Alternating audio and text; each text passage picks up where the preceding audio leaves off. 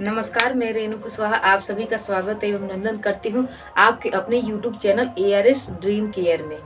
आज हम कबीर के दोहे को समझेंगे। तो क्लास 4 हिंदी साहित्य की पुस्तिका सुरभि के पाठ 16 में हम कबीर के दोहे को समझेंगे। तो पाठ 16 में कबीर के 10 दोहे दिए हुए हैं।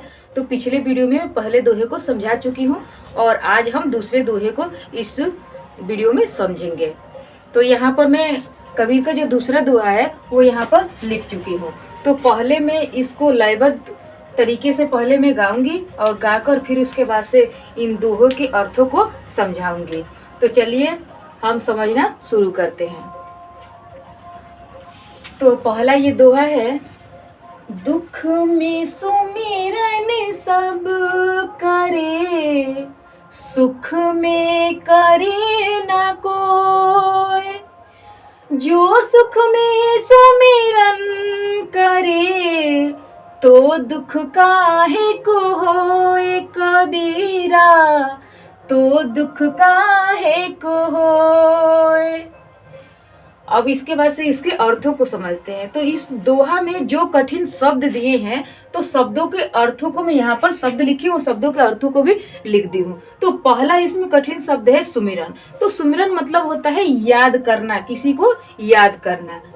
कोई यानी कोई, और काहे मतलब होता है क्यों। फिर उसके बाद से चलिए हम अर्थ को समझते हैं। तो दुख में सुमिरन सब करे, यानी दुख की घड़ियों में सब लोग भगवान को याद करते हैं। जब हमारी परिस्थितियां खराब होती हैं या किसी भी व्यक्ति की जब परिस्थिति खराब होती है, यानी दुख से वो घिरा होता है, तो भगवान को जरूर याद करता है।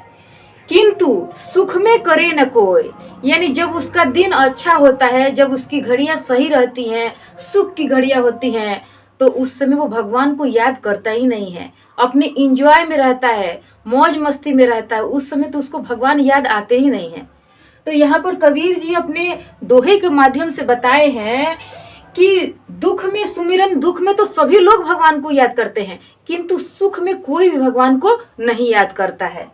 फिर दूसरा हमारा पद है, दूसरा लाइन है, जो सुख में सुमिरन करे, यानी जो व्यक्ति सुख में अगर भगवान को याद करता है, तो दुख काहे को होए। यानी जो व्यक्ति सुख की घड़ियों में भगवान को याद करता है, तो दुख की घड़ियां उसके नसीब में कभी होएंगी ही नहीं, उसके जीवन में कभी आएंगी ही नहीं। इसलिए हमें सुख और दुख दोनों में भगवान को याद करना चाहिए। तो यहाँ पे मैं भावार्थ भी लिख चुकी हूँ। तो लिखी हूँ यहाँ पर कि दुख में सभी लोग भगवान को याद करते हैं और सुख में कोई याद नहीं करता।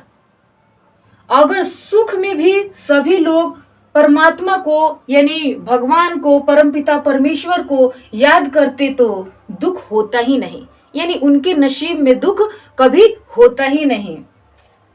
इसलिए हमें सुख और दुख दोनों में भगवान को याद करना चाहिए।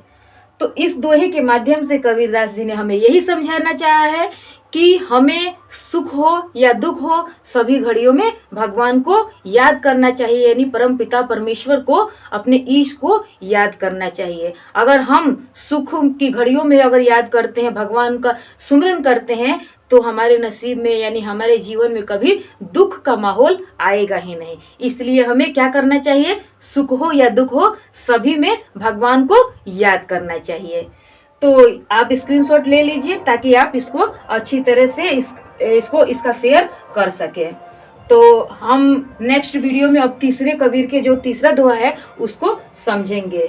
तो आप सभी, वीडियो तो मेरा अच्छा लगा होगा तो वीडियो को लाइक कीजिए और मेरे चैनल को सब्सक्राइब कीजिए और वीडियो को ज़्यादा से ज़्यादा अपने दोस्तों में शेयर कीजिए। तो मिलते हैं तीसरे वीडियो, नेक्स्ट वीडियो में कबीरदास के तीसरे दोहे के साथ। Thank you for watching. Okay, bye.